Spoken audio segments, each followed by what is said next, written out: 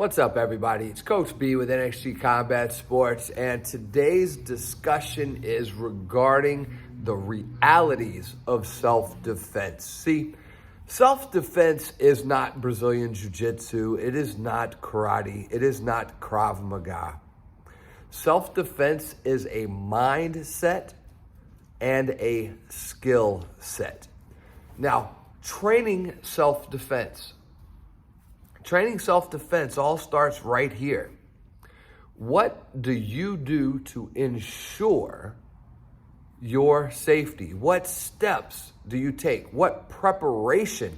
To me, that one word is the single biggest value in all of self-defense: preparation. Do you lock your doors?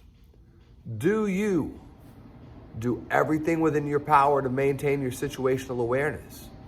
Do you place obstacles, barriers, and roadblocks between yourself and possible threats? This is where self-defense begins.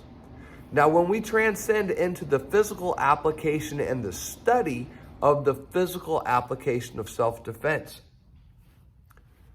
do you train or understand the ideals of improvised tools?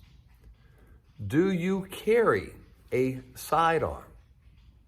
If you do you put thousands of rounds through that in preparatory repetition each year? Or is it something that's been in the bedside table for the last decade and you maybe put a box of shells through it every year or two, right? Self-defense is understanding how your body will react under stress and duress. Self-defense is understanding and acknowledging the impact that the chemical release in your body will create in an emergency situation. If you haven't done something to help create this scenario in a controlled environment, you are ill-prepared for an uncontrolled environment. Now, the conversation between reality-based martial arts and combat sports is an even less sticky situation, in my opinion. If you have never been hit in the face, you are not preparing for self-defense. If you have never contemplated the hard decisions, like, do I comply or do I risk my life right here in this physical location, then you are not preparing for self-defense. And I say that because there are plenty of reality-based martial arts training gyms, reality-based, that in my opinion are very far from realistic. They're training in football pads. Nobody's ever actually getting hit. Most of the force on force, again, has multiple layers of protection. There's a lot of willful compliance in the stress tests and training. Well, flip side to that, there are a lot of people that train combat sports that are very physically competent and capable. But have they ever cracked open Westlaw? Do they understand what the use of force laws for their state are?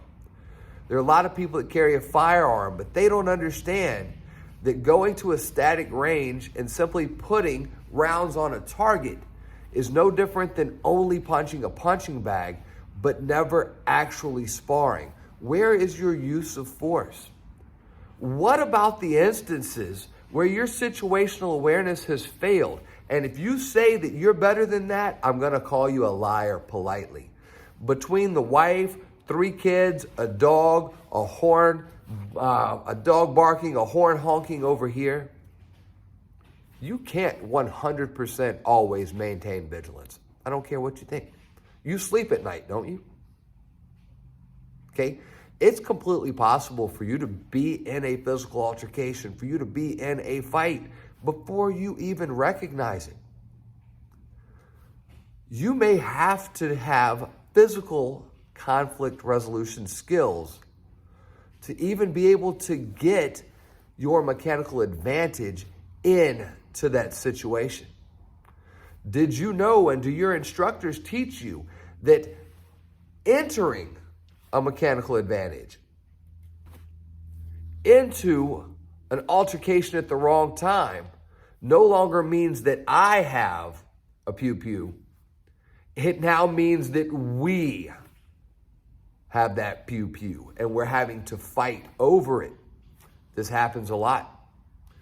Are these things that you're thinking about? Now, when it comes to reality-based versus combat sports, for the physical application of the training, take away the psychological aspects and the knowledge-based aspects of that use of force, law, parameters related to that. I will say that there is nothing that is trained in the average reality-based martial arts gym that can't easily be accomplished in a combat sports academy. If I can punch you, then I can finger gouge. If I can hold you down and attack your back, your collar, your neck, I can probably accidentally help you scratch your eyeball with my finger. If I can pick my targets in a live, mobile versus resistant sparring engagement, what makes you think I can't kick you in the groin too? Things to consider are your mind and your mindset. That's where self-defense begins. Second, what are you doing realistic training-wise? Are you striking and being struck? Are you grappling and feeling live resistance?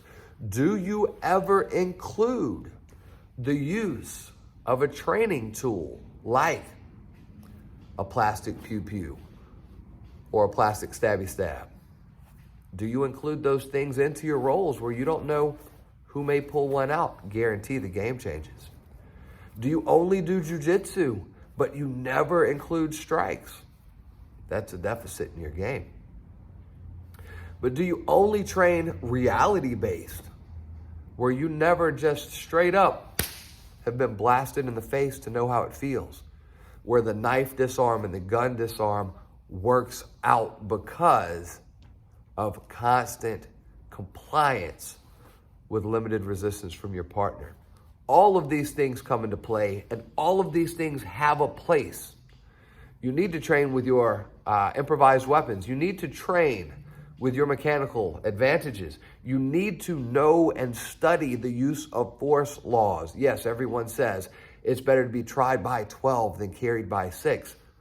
But perhaps, what if you can negate both with a little preparation? Remember those P's, guys. Proper preparation prevents poor performance. If you are not preparing, it's only make-believe. I'm Coach B with NXG Combat Sports, encouraging you to stay in the fight.